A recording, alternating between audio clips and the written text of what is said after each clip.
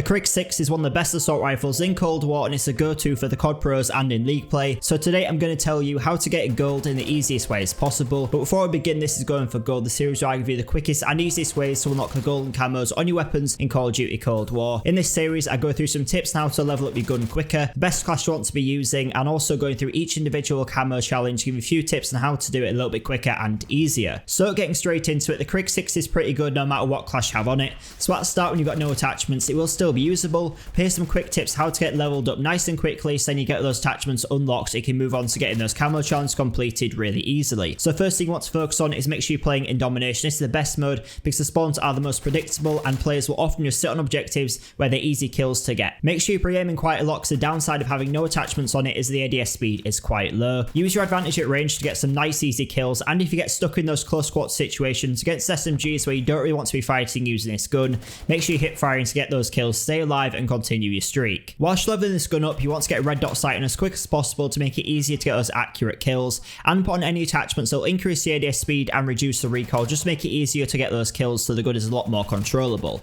Then whilst you are doing this, there will be a few camo challenges which will come up early on that you can complete whilst you are just leveling up your gun, so keep an eye on those camo challenges, see which ones you can unlock nice and quickly. But I will be going through these next, so I'll talk through each one, telling you which ones you can be focusing on whilst you are just leveling it up. But once you've got it leveled all the way up, the best class you want to be using is the Microflex LED, the SOCOM Eliminator muzzle, the Field Agent grip, the 50 round fast mags, and the Airborne Elastic Wrap. This is a really accurate class which has really fast ADS speed and reduces the recoil by quite a lot. With this, you want to be running Perk Greed with Attack Mask and Flak Jacket, Assassin and Tracker, and Ninja and Ghost. This helps you stay alive against explosives and stuns, track down and get more kills in hardcore if you're used to playing that mode for a few of the challenges, whilst being able to sneak around the map and get more kills whilst being undetected. Once you've got a best class unlocked, you're in the best position to complete the hardest challenges in the quickest way as possible. So now I'm going to go through each of those challenges individually, giving you a few tips how to complete them in the quickest and easiest way as possible. So first you've got Spray, which is 300 eliminations. Obviously you'll have easily done this one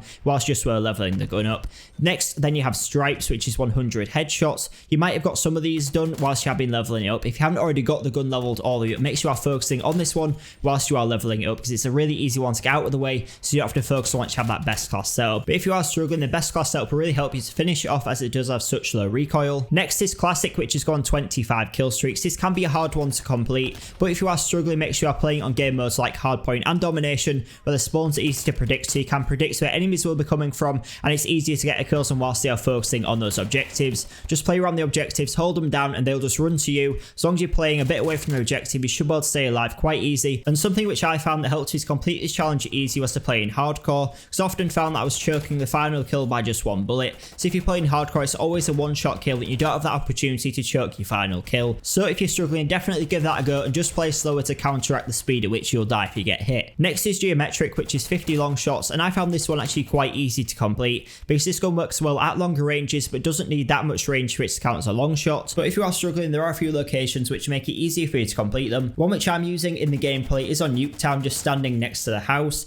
In this location you can see down the left hand side of you the house and inside of the garage, and both these will count as long shots, so it's really easy to get long shots in this position. But another one which is really good is on Moscow, outside next to the buses. This is also a good long shot spot. And Miami, this is basically all long shots on Miami because it is so open. But another thing which really helps is playing hardcore, which is always a one-shot kill. And if you're really struggling, make sure you're putting on a more zoomed scope just so you can see easy at those longer ranges. And if you combine this with hardcore, it's always a one-hit kill. You can easily tap fire and get those kills really easily and really quickly. Then we've got Flora, which is 75 kills on enemies detected or stunned by streaks or equipment. The easiest way to complete this is to run UAV, counter UAV, and harpy streaks, because any kills you get whilst this is called in will all count towards this challenge. And make sure you place now field mics on the enemy spawns whenever you get them, because whenever you get a kill with an enemy who's inside of your field mic area, this will also count towards completing this challenge, so you can get it nice and quickly as long as you just focus on it all the way through. Then we have Science, which is 50 kills on enemies taking cover. This one isn't too difficult to do now, because as long as you get a kill an enemy who's 50% hidden from you, it will count towards completing this challenge. It used to be a lot harder,